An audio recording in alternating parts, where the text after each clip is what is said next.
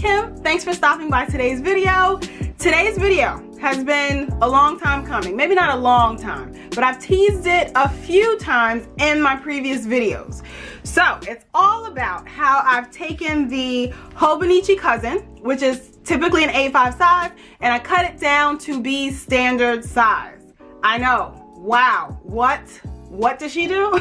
But yes, I cut it down to be standard size. And this was, of course, after I did my entire 2022 setup and got all my books and everything together for my standard size traveler's notebook. I had the bright idea that maybe this could actually work. And I'll kind of walk you through all the steps that led me here in a minute once I flip the camera around. But I did really think about it. I had started using like a timetable kind of layout back in November or December, which I'll show you those pages as well. And then I was thinking, well, this kind of reminds me of a Hobonichi Cousin. Why have I not thought to maybe use a Hobonichi Cousin for this? So what I did do was cut down the one that I previously had from, it was a spring 2021 Hobonichi Cousin. So I still had a few months for the beginning of 2022 in this one book. I tested it out over a couple of weeks and I was like, this is gonna work. Now, the reason why I decided to even take this project on is because it is my dream to have everything for 1 year in the same book. I'm the type of person that does archive all of my planning stuff that I do for the year, except for things that are in rings. That's primarily why I don't really use rings as my main kind of planner. But you can get a little glimpse of that in my 2022 planner lineup that I'll have up above in the cards and linked down below. But I decided if this works, if this is a thing, then I believe this would be almost planner piece for me, almost. Not sure it exists. I don't want to jinx it by saying that it does. But if I could have my entire system, monthlies, the yearly, the weeklies, the dailies, all in one book, and I'm able to keep everything together and archive it year after year, this would be absolute perfection for me, at least for this time in my life. So I did a little digging, did a little researching, a little YouTubing, and found out that this is actually a thing. I actually was led to Monique Smith's video that she has on this, which I'll have linked down below. Then she led me to Zai Plans, I believe, who has a video as well all about cutting down a Hobonichi Cousin to be used in a standard size notebook. My mind was officially blown. I thought it would work. I was like, why don't people do this? Then I did some research and I was like, people do this and it actually works.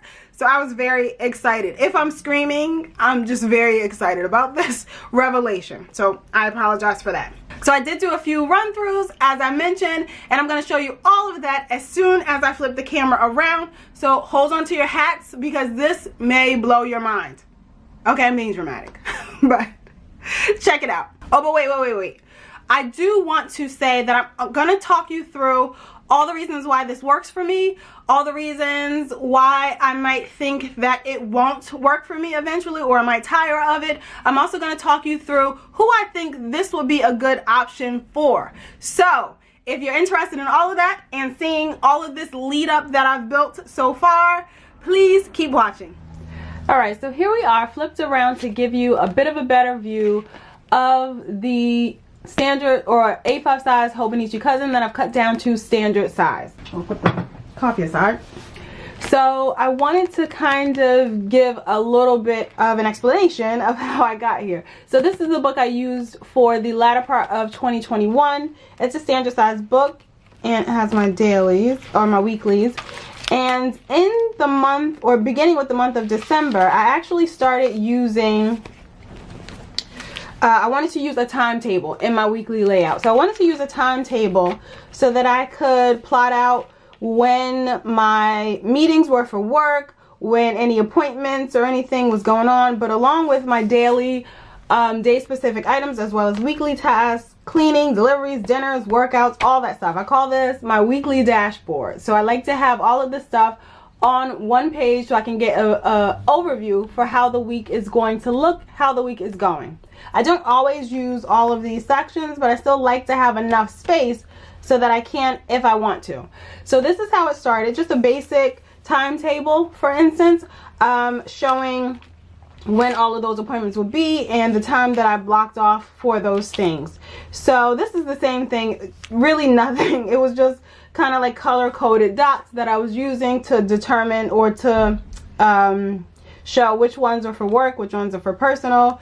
All of these other things I still never even filled in, like workouts. Obviously I didn't do any workouts this week, and this was week 49 of the year, and I have my day specific stuff, my tasks. And then this weekly layout just continued to evolve over the month of December. Normally when I do set up a month, I will set up all of my weeks ahead of time so that I use the same layout for the entire month. But this was something that I was trying and I just wasn't sure how I would like it, which is why I'm glad that I kind of did this, went through like the smaller timetables. And then this one I felt like would be the best for me. So this one, I spanned the timetable across the top of both pages from Monday to Sunday, and it allowed me to actually write in the spaces. So this is what I did like a lot better than having the table like this, or you know, just smaller where I could only use like little dots to mark events. I actually liked being able to write things into the timetable and still have the space for my dinners, workouts, tasks, etc. However, even though I loved this layout, there are a few things I didn't like about it. I didn't like drawing out the actual lines. They are drawn in there in like a gray marker. So I didn't like drawing out the lines, you know. But also I realized as the week progressed that I didn't have a spot to put day specific tasks or excuse me. I realized I didn't have a spot to put day specific tasks or things that were not timed or events that were not timed specifically. So I ended up just kind of squeezing it in up top along here. So you'll see how I revised that for the next week. And I thought this would be a good option. So I have the timetable down here on the bottom, and then I have, which is incomplete by the way, and then I have up here another table which gives me a square for each day of the week so that I could put in those day specific tasks or events. I felt like this was really redundant. It didn't make a lot of sense to me to have this much space for those items and then this little bit of space for the timetable. Meanwhile, on this side was the dinners and the workouts and everything. Oh, and the timetable did come across to here, and this whole side was supposed to be for my tasks. So that was a little bit better because it gave me a spot to put those day specific tasks and events. However, I still really liked the way this was. So then I decided to play around with this, and I know this probably looks a little bit crazy, it's all in pencil, but I sketched out how to make this layout work for me.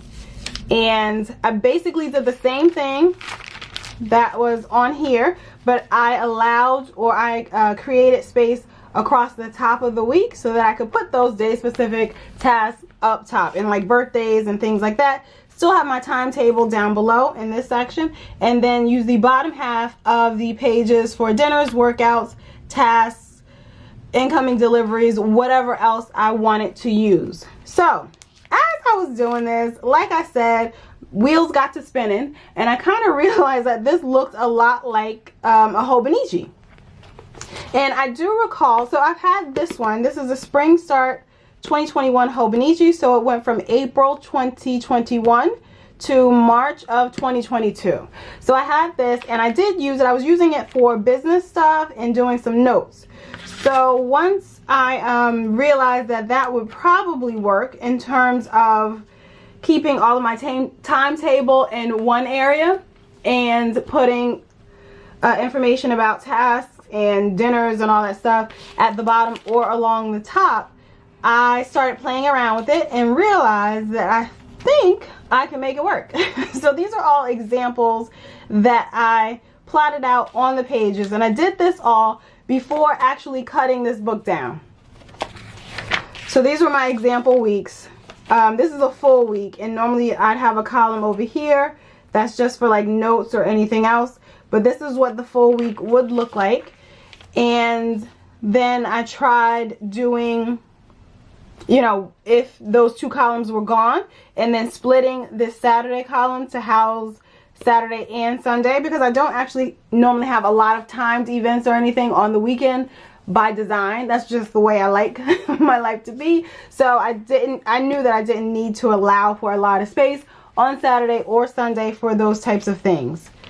So this is just another example of how I thought maybe it could work. Some notes to myself.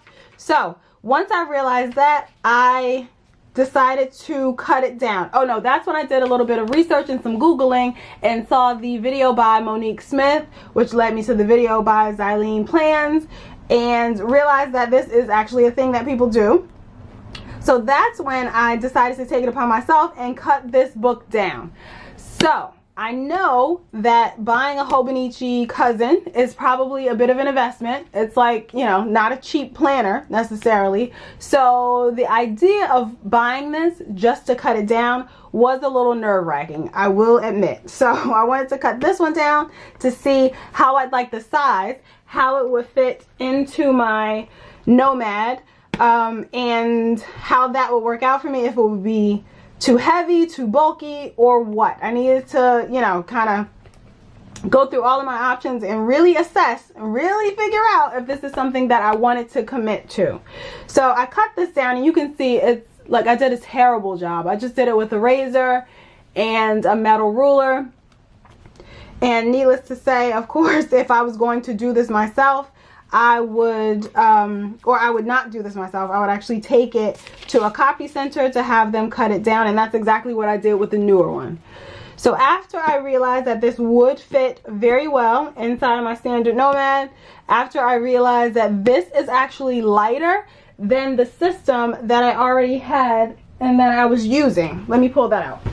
So in a previous video, you'll see that the system I was using consisted of these two books along with my journal book right there. So it consisted of those 3 books inside of this cover, which does have 4 elastics, so it will allow for 4 elastics. I didn't do any modifications to expand the size of this cover or expand the strap. So with these books in here, these 3 books, along with the 2 pens that I normally like to keep, I could not buckle this strap. So that was a little annoying, but if I just did it with the 1 pen, then I could buckle the strap just fine. So that actually didn't bother me all that much. But I realized after trying this out with the Cut Down 2021 Hobonichi, I was able to fit both books in here and close the strap. So of course my mind was blown. I also thought that this felt a lot lighter than having these 3 items in here, and I was right. I weighed it out on my scale. I know it was a little bit extra, but I just wanted to make sure I wasn't crazy. So I appreciated the fact that it was also lighter. So all of that completely sold me on the idea of buying a brand new Hobonichi Cousin and taking it to the copy center to have it cut down evenly, you know, a little more professionally than I did, and to make it work for me for the entire year of 2022. So that's what I did, and that's where I am today. So this is the one that I am currently using. I'll move all these other things, and I started this on the 17th, I believe, or received it on the 17th.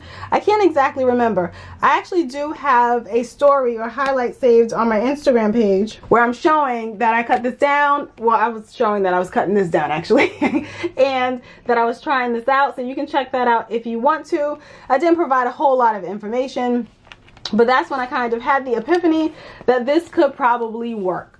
So once I realized that, I promptly ordered this 2022 Hobonichi Cousin, because I knew at that time we were about a week away from me not being able to find one of these again. So I wanted to hurry up and get it, and it came in from Amazon like the next day, and I took it to Staples actually to have it cut down. They didn't charge me, which I'm not sure why. I bought this and a pen, and he only charged me for the pen. I don't know if that was a mistake or what, but for that I am grateful. But this is what it's looking like. So after I had it cut down, I just went and I backfilled the information that I had from this book. So it was about 2, maybe 3 weeks worth of information that I backfilled into here. So it wasn't that big of a deal. It wasn't that hard. So all I've done so far is pretty much make this almost a mirror image of the way I set this original one up. Wait, is this the original one? No, that's the old one. I made it a mirror image of the way I set this original one up for the most part. So I just put this decorative piece of vellum here just so that it would look a little prettier. I didn't want to have just that creamy yellow paper color as soon as I open up my cover. So I put this here. Oh, I still have a January calendar card. Ignore that. And then I added in that same 2022 year on 2 page calendar that I had in my last book, and I just parked a few sticky notes here. I didn't mark off any holidays or vacation days or anything there yet. And this I put in here for a 2023 forward planning type of page, and I realized that I forgot to actually label this, but this is 2023, and my idea is if things are going to come up throughout the year or reminders for myself for next year maybe, I would just quickly jot them down there. So these things I printed out on Tomoe River paper and just glued them into the Hobonichi Cousin, because in the beginning you have these pages that are the yearly overviews and then these tracking pages. So they were all cut down. I can't really use them efficiently, so I figured I might as well paste in some other items that I could use that would be more useful to me. So that's what I did here. And then I pasted in my same little vision board that I've shown in a previous video that I whipped up on Canva. And then this page, this is actually the month of December. This is actually the month of December, which I don't need. So I was thinking I was going to have this daily schedule. This is not permanent yet. I just have it kind of positioned in there with some removable tape. But I was thinking I would put the daily schedule here and then maybe my word of the year over here on this side. I haven't finished that as of yet. So that's what that's going to be. And then we get into the monthlies for 2022. I gave a peek of this in my February plan with me. So this is my January. This is my February, where we are now. Things have kind of moved around and shifted.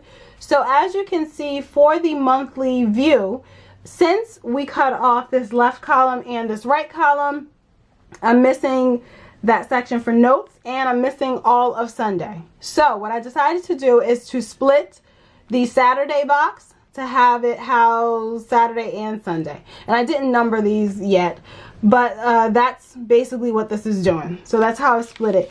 In this previous version, I split it this way. I split the Saturday and the Sunday this way.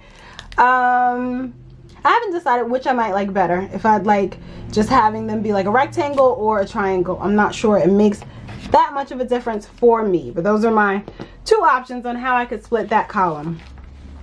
So these are the other months. So that's how I'll be setting up the months. And if you'll notice, that did cut off all the Sundays, which cut off most of that red space over on the side that I know annoys a lot of people, to have those red colors within the months, especially since they don't really correspond with our holidays, and it just seems to be a whole lot when you have all of those Sundays there. So that is a perk, I guess, of having cut that section off.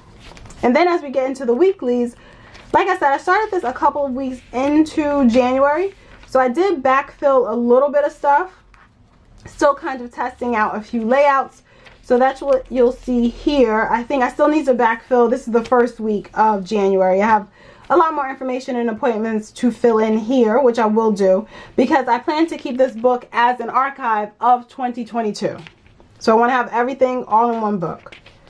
So this is a week that I backfilled. This was like a duplicate of that other one I showed in the test Hobonichi Cousin. And then this was the first week that I actually started using this book for planning. So that was the week of January 24th. And then this was last week. And this is our current week. So that's how I'm using the weeklies at the moment. I feel like setting this up so that the top gives me space for my day specific tasks is very helpful. and then I pretty much stop the timetable around 6 p.m. or so, and that's where I have our dinners filled in here. And then the bottom is used for cleaning, errands, tasks. Oh, up top on this week I was putting in my workouts. I think another week I just had a list of workouts. So I'm still figuring out the best places for the certain things that I like to have or like to keep on my weekly view. But this is working very well for me.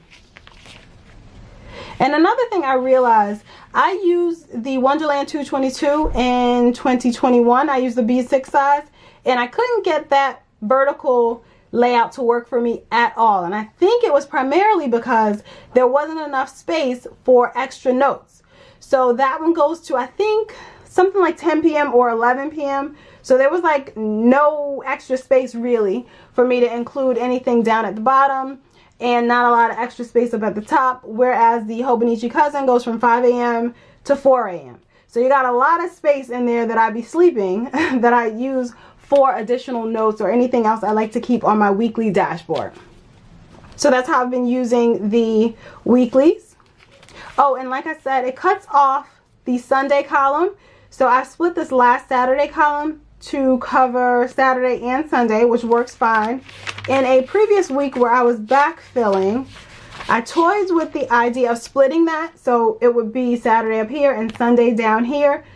I'm not sure how I feel about that. I'm not sure I need it, because I realized, so I wouldn't be using the times for, you know, either day. So it would just really be for listing out tasks, which is something I would do on my dailies anyway. So I'm not sure I like that method of splitting the entire column and having the top Saturday and the bottom Sunday. So I think I'm going to stick to keeping it the way I've been doing and having left Saturday, right Sunday. So that's how the weeklies have been shaping up. And in here, I created an index page that I still haven't filled out. I do need to update it. And then I have my January pages, all of my monthly pages that I talked about in my Plan With Me video. These are all here, and these precede my January dailies. So since I've cut down the book and I've cut off a lot of the date headers, I'm now using these pages just as like notes pages. So they're not date specific at all, which actually helps me, because in the past I found it difficult to use the Hobonichi Cousin because I felt obligated to use those dated pages as they were dated. For whatever reason, it was just harder for me to ignore the dates on them. Whereas now, since they're all pretty much cut off, most of them except for the right side, I'm not using it in a dated fashion. So for instance, January 1st started on what would have been the 6th in the book. So January 1st started here, and I have my weekly reviews. So I'm using these the same exact way I was using my cut down Stylogy to do all of my dailies. So I do my dailies, order tracking, weekly reviews, I take notes, do pen tests, all that other stuff, all throughout the pages without regard to the dates that are posted up top. On a few pages, I did go ahead and cover up the dates. On a lot of these pages, I have not. I think maybe just one or two. I covered the date. Like here, I covered it with washi. Here, I covered it with washi. But on the previous dates, as you can see, it didn't matter. I didn't care. I didn't even bother to like white it out. I guess I could, depending, especially for like the Saturdays and the Sundays where the dates are in red. That may bother me depending on what else is on the page, and maybe I'll white it out then. But that's not likely to happen. So this is how I've been using my dailies so far. And I wanted to add a few notes about why this is working for me. So everything is in one book. I feel like that just says it all. That is the biggest motivator for me. I have everything in one book. My yearly, monthly, weeklies, and dailies. And I can keep this book at the end of 2022. And I can have an archive, something to reflect back on, to look back on, to see what was going on and what we were doing, all in this one book. Whereas when I was using the standard size books, because I couldn't find one big enough, of course, I would have had to use, I think, 2 for my dailies, and then I was going to use this one for my yearly, monthlies, and weeklies. So that would have been 3 books at the end of the year to archive together. So I like that everything is going to be in one book in this system. I also like that it's condensed, which I can't figure out. I feel like that's Hobonichi magic. For some reason, like, how is this 500 and something pages of Tomoe River paper so much thinner and lighter than like 300 pages of Tomoe River paper? I don't get it. I don't quite understand it. And I know this will puff up and bulk up, you know, as I'm using it, but I still feel like it will not be too big or too wide to fit into my cover. So it's very condensed, and I do slide this into here, which I'll do for you. Let's see. What's in this? We'll fast forward this part of it. Okay. So I just have this vellum, this sterling ink vellum taped in here, just in case I want to use it someplace else. I didn't want to commit just yet. So I do slide that front into there, and that's what I meant when I first opened the cover. I just didn't want to see that yellow page.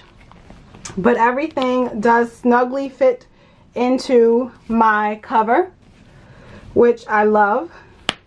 And it just feels like a more condensed, more streamlined setup that I have going on. So that's why this system is working for me, and I pretty much love it. As of today is February 10th, 2022. I am declaring my love for using this standard size Hobonichi Cousin. Now, would this work for you?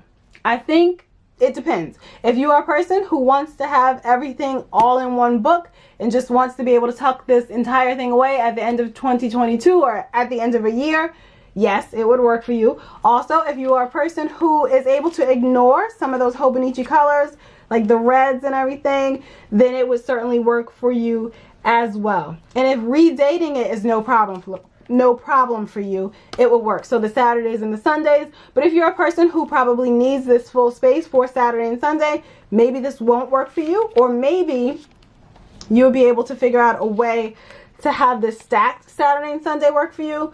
I don't know. It's a possibility. And I also feel like for a lot of people, the Hobonichi Cousin feels daunting, especially those dated pages where you feel like you want to fill up an entire page. It sometimes seems like a lot. And having this cut down and having that little bit of space removed from the side, it feels like I can tackle it. You know, it doesn't feel as daunting. It's a lot more approachable, at least for me. So I do think that there will be a lot of other people who felt the same way.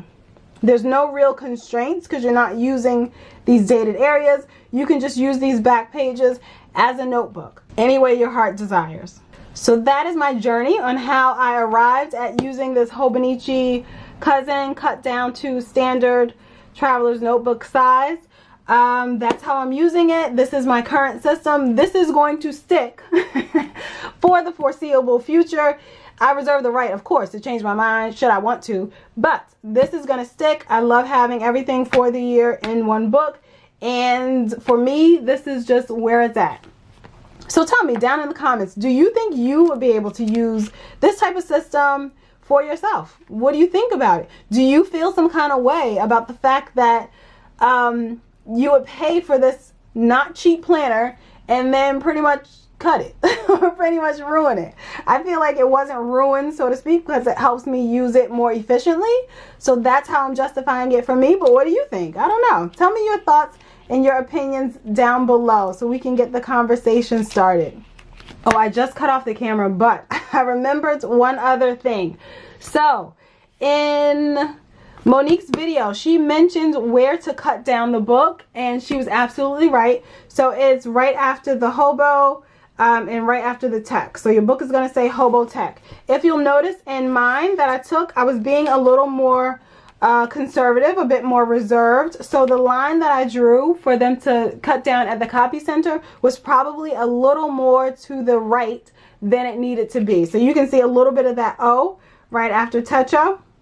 And because of that, the book is slightly wider, maybe like, I don't know, like 2 millimeters wider than it probably needs to be. As you can see, I have a little bit of that Sunday left, which I don't need. So I could have had them cut further inward, and that would actually have given me a much better fit for my cover as well. So that's an interesting thing that I noticed. And I do think if I did that, I'd be able to use even a thicker pin or an even thicker pin as my second pin inside my cover, and it would still buckle just fine. So keep that in mind if this is something that you're gonna do. Of course, when I do this again, because I'm pretty sure I'm gonna do it again, I would make sure to have them cut off that entire line. Even if it went in a little too far into Saturday, I feel like I could deal with that on the weeklies and the monthlies. I think I would actually be just fine with that, even if that happened. But that's what I was scared of. I was scared that I would draw this line and maybe he or she would cut too far inward toward the left. So I wanted to kind of add a little bit of buffer space. But I think I could have even maybe like 2 millimeters extra of this cut off, and it would be perfect. So keep that in mind. So now tell me, if you are a standard size traveler's notebook user, and you are a person who likes to have everything archived in one book, this is good, right? This is good. I told you it was going to be good. This is good. This is working for me. And I promise I will be documenting all of this over the course of 2022. I am here. I'm committed. I'm sticking with it. At least for now. I'm pretty sure I'm sticking with it because, like I said, I like to have everything for 1 year in one book. So it's highly unlikely that I would switch to a different system mid-year or anything like that. But I'll be documenting it all along the way for however long this lasts for me. So please, if you are not subscribed, make sure you do subscribe and turn on those notifications so that you do not miss any upcoming videos. If you have any questions, or if I forget to link anything that I showed in the video, I'll leave that down below. But if you have questions, leave those down below in the comments and I'll get right back to you. Thank you so much for watching today's video. Don't forget to like and subscribe, and I'll see you in the next one.